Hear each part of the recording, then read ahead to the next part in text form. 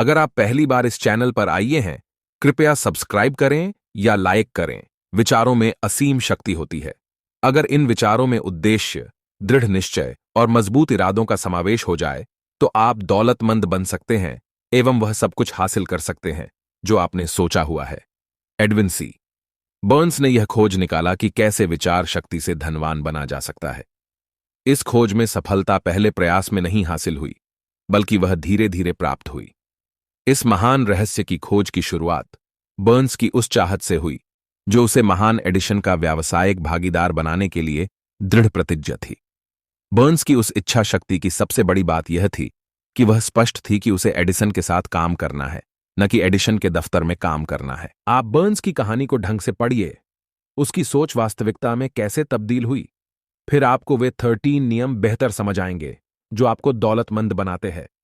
जब बर्न्स के मन में यह विचार कौंधा, तब वह इस हालत में नहीं था कि वह इस पर कोई कदम उठा सके।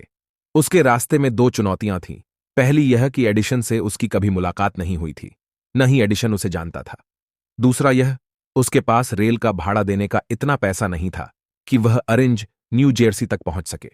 ये चुनौतियां इतनी पर्याप्त तो थी कि अधिकतर व्यक्तियों के आत्मविश्वास को डगमगा दे और उनकी सोच यहीं पर दम तोड़ दे, परंतु उसके इरादे इतने कमजोर नहीं थे। वह दृढ़ प्रतिज्ञ था।